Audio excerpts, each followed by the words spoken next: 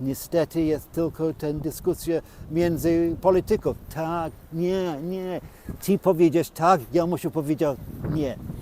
I to naprawdę beznadziejnie. Which Polish words do you find really tough to pronounce? Like ksiądz, and księżyc. You see that? Moon. Księżyc.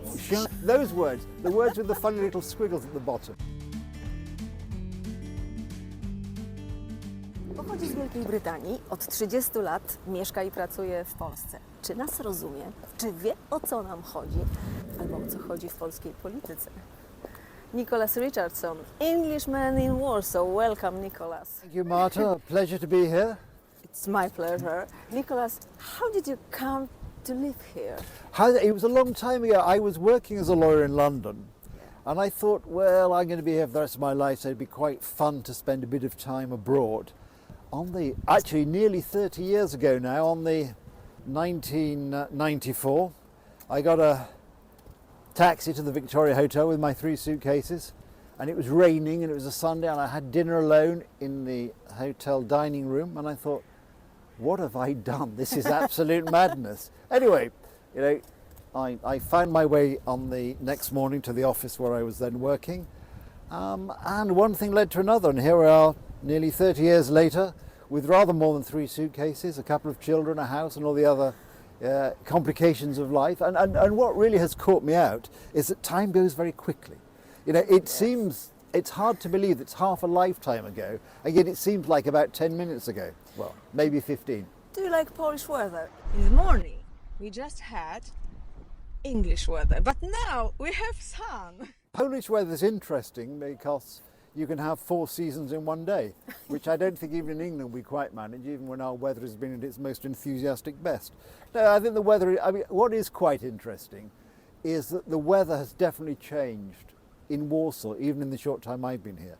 I remember the first winter here, which was the winter of 1994, and the snow, as I remember, the snow arrived in November and left in March.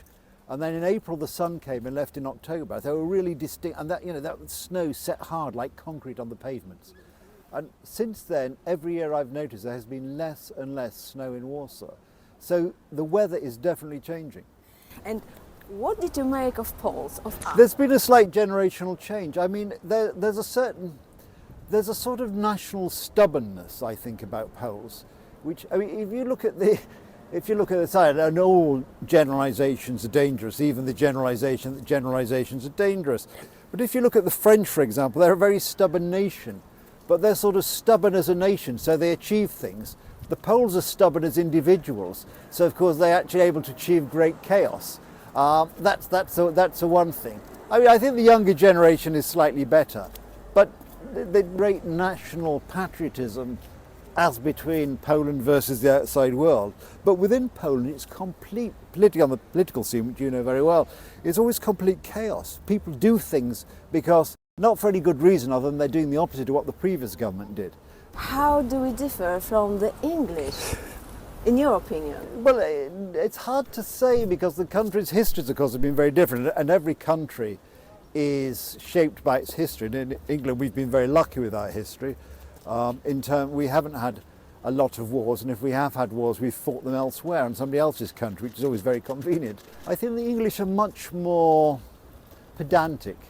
We're much freer thinkers, and we have this fierce independence, you know, which has always kept us independent. The Poles claim to have a fierce independence, but they can't get a team together to actually defend their independence against other countries historically.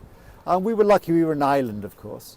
The other thing which I think is different is our form of government was actually very good. And we had, if you look at historic, because you know I like history, so you look at it in historical terms, the British and the English before the British were very lucky in the people who were ruling our country. We had a very responsible aristocracy. Poland, particularly in the 18th century, had a very irresponsible aristocracy. You only knew 3 things about the average Polish aristocrat. They were being paid to cause chaos, either by the Austrians, by the Prussians, or by the Russians, and that, I think, held the nation back. But otherwise, I think there are some great similarities as well. I think the Polish sense of humour is very close to the English sense of humour. I mean, I can say things in English to Polish folk, and by definition English is their second language, and they will understand the irony, because my humour revolves a lot of irony. I can say the same thing to Americans who are native English speakers, and it just draws a blank. They're just not quite on the same wavelength. So we do share that, I think. Which Polish words do you find really tough to pronounce? Things like ksiądz, and księżyc. You see, that's in Księ- moon. Księżyc. Exactly. Those words, the words with the funny little squiggles at the bottom. I mean, I can say Okay. Szczecin, which of course a lot of people say Beautiful. Szczecin is very difficult, or Perfect. Szczęśliwego Nowego Roku. I know we're filming this after the New Year, but it's the word for prince, priest, and moon are very similar, and I always get them mixed up, and I always find it very difficult. Prince, książę. Książę, yes. Prince, moon, and what? Priest. Priest, ksiądz. Exactly. Of course. Those three together I find particularly troublesome. One of the other disadvantages, of course, is because I speak English all the time I've been here. Everybody I've worked with has wanted to learn English, so I've been like a free English teacher, and nobody's wanted to struggle with me trying to grasp Polish. Okay. And I did hope when my sons were born I'd sort of learn Polish as they did, as babies, but that didn't work either.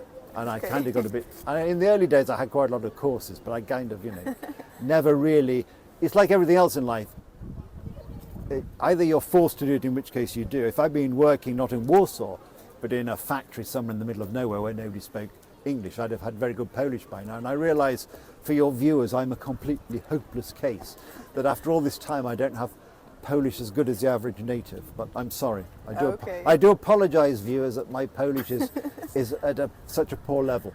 Okay, small test. Okay, small test. Yes. Król Karol, you have now King- King Charles King the Charles. Third. Yes. King Charles the Król Third. Karol kupił królowej Karolinie korale koloru koralowego. Król Karol kupił królowej Karolinie Król Karol. koloru koralowego. Tak, please. Król Karol kupił. Królowej Karolinie, not Kamili, Karolinie.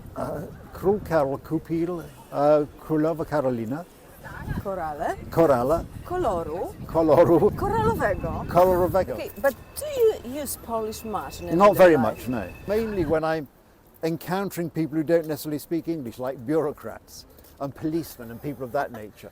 Although increasingly, I mean, sometimes I go in my daily, and I go to a restaurant, I go to a shop, and I start speaking Polish, and the person will immediately answer in English. I'm sure it's not your first time here It's in not this my place. first time in this place, no, and particularly in the royal castle behind us. So what could you tell us about this place, the Warsaw Royal Castle and the Sigismund column? Yes, well, the column behind us of King Sigismund, he is, I believe, the Polish king who's notable for moving the capital city of Poland from Krakow to Warsaw. Something, of course, which the Krakowians have never quite recovered from, and certainly never forgive the Warsavians for. And of course, the castle behind us, which we see, was rebuilt, and I think after the war, because this part of Warsaw was completely destroyed.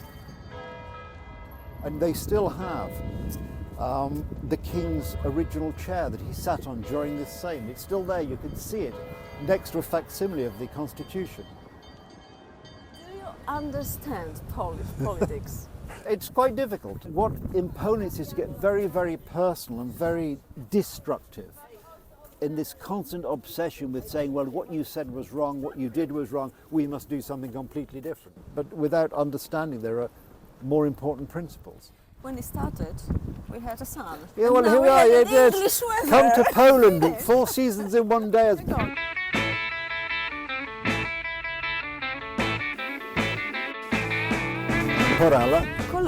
Koralowego. Kolorowego. You're Polish, I you don't see. remember. Exactly.